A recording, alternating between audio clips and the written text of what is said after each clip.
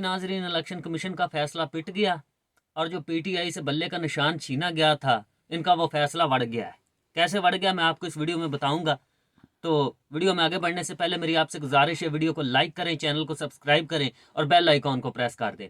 अच्छा जी, आज मैं निकला हूं पब्लिक में एक बार फिर और मैंने जाकर लोगों का रिएक्शन चेक किया। तो लोग बहुत पुरजोश हैं। उनके अंदर जो मायूसी फैली थी इस फैसले के बाद, जो कि बल्ले का निशान छीन लिया गया था, और जिस तरह से लोग एक बार दिल बर्दाश्ता हुए थे, वो लोगों ने रिकवर कर लिया उस मामले को।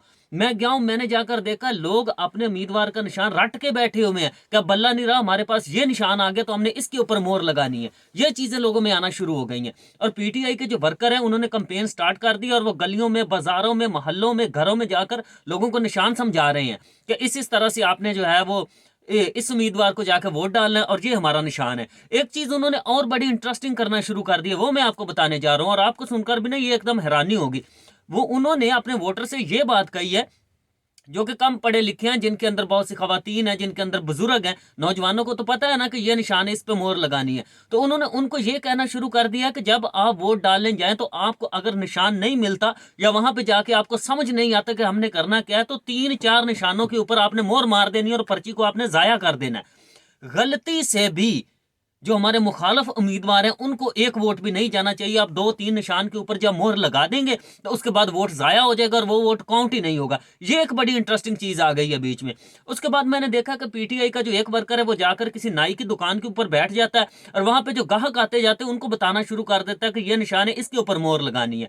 और उनका कोई वर्कर जो सब्जी बेच रहा है वो रेडी के ऊपर साथ में सब्जी बेच रहा है और जो खवातीन या मर्द उसके पास सब्जी खरीदने आते हैं उनको बताना शुरू कर देता है कि आपने ये निशान है अब हमारा और इसके ऊपर आपने मोहर लगानी है। और दिहाड़ीदार मजदूर, जो एक मजदूर लेबर में गया वहां पे काम कर रहा है, 20-25 लोग हैं, वो उनको समझा रहा है कि जाके अपने घरों में समझाएं। और इस तरह से काम चल रहा है। एक दो को मैंने देखा वो सड़क के ऊपर खड़े हो गए और आते जाते बंदे को रोक कर बता रहे हैं कि ये निशान है, इसके ऊपर आपने मोहर लगानी है। इस तरह से उन्होंने काम शुरू कर दिया और ये चीज बड़ी इंटरेस्टिंग हुई है। उसके बाद एक चीज और हुई है, जो नून लीग के बहुत पक्के ठक्के वर्कर थे, उनके पक्के वोटर थे, और जो पीपल्स पार्टी के और दूसरी जमातों के पक्के ठक्के वोटर थे, वो अब ये बात कहना शुरू हो गए हैं कि ये क्या बात हुई जी, मुकाबल जो है वो मैदान में नहीं होगा और उसके पास निशान नहीं होगा तो फिर इलेक्शन लड़ने का क्या फायदा। और इमरान खान की जो मकबूलियत है वो 5 से 10% बढ़ गई है। और अब मैं इलेक्शन कमीशन को ये कहूंगा कि अगर आप में गैरतमंदी है, अगर आप में हौसला है, अगर आप में ईमानदारी और अगर आप में एक रत्ती शर्म बची है, तो जब वोटर डाल के निकले, आप जो पोलिंग बंद हो जाए 5 बजे या 6 बजे, उसके बाद जो काउंटिंग हो वो ईमानदारी से कर ले। और एक बात मैं आपको और बता दूं, ये काउंटिंग अगर ईमानदारी के साथ कर लेंगे, वोटों की गिनती ईमानदारी के साथ करेंगे, तो ये पहली असेंबली का वजीर आजम होगा जो आजाद उम्मीदवार के तौर पे इलेक्ट होगा।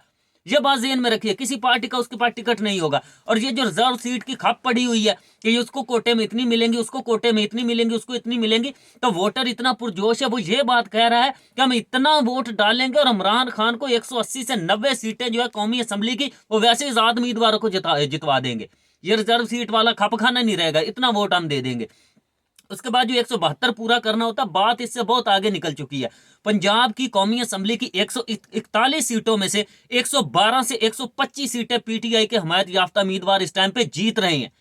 इतना जोश है लोगों के अंदर। और उसके बाद खैबर में तो वो बिल्कुल झाड़ू फेर देंगे और उसके बाद इस्लामाबाद की 3 सीटें वो जीत रहे हैं और कराची से 8 से 9 सीटें वो जीतेंगे और अंदरूनी सिंध से भी यही मामला है, कम से कम 20 सीटें वो सुबह सिंध से कौमी असेंबली की ले उड़ेंगे और सब मुंह देखेंगे कि ये पहली बार पाकिस्तान की हिस्ट्री में हुआ क्या है। उसके बाद जी आज एक जलसा किया मरियम नवाज साहबा ने ओकाड़ा के अंदर, और जो उनके वहां पे उम्मीदवार है रियाजुल हक जज साहब, उनकी घी की फैक्ट्री है और वो 2-2 किलो घी देकर लोगों को जलसे में ला रहे थे। और बहुत सी वीडियोस आ रही हैं कि लोग वहां पे उसके जलसे में खड़े होकर इमरान खान जिंदाबाद, इमरान खान जिंदाबाद के नारे लगा रहे हैं। और उसके बाद जलसे में कोई इतना ज्यादा क्राउड नहीं था जिस तरह आना चाहिए और जिसको आप कह सके कि ये बहुत अच्छा क्राउड है और बहुत अच्छा लोगों का रिस्पॉन्स है। लोग इस बात के ऊपर तुले हुए हैं कि चाहे खीरे का निशान हो, स्त्री का निशान हो, चारपाई का निशान हो, डोई का निशान हो, कड़ची का, तवे का, परात का, जग का, मग का, ये वो शेर अफजल मरवत को खखरे का निशान दे दिया, उसका निशान हो, कोई भी निशान हो, जिसकी तस्वीर के साथ इमरान खान की तस्वीर लगी होगी,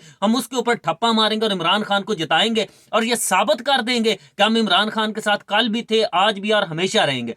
और उसके बाद ये अब 8 फरवरी का जब दिन आएगा तो उस दिन पता चल जाएगा कि क्या निकलता और क्या नहीं निकलेगा। और अगर पर्ची साफ सुथरी पड़ गई तो आजाद उम्मीदवार इतनी बड़ी तादाद में जीतेंगे कि पाकिस्तान की हिस्ट्री में कभी इतने उम्मीदवार आजाद हैसियत में नहीं जीते होंगे। तो वीडियो अगर पसंद आए तो वीडियो को लाइक कीजिए और कमेंट सेक्शन में अपना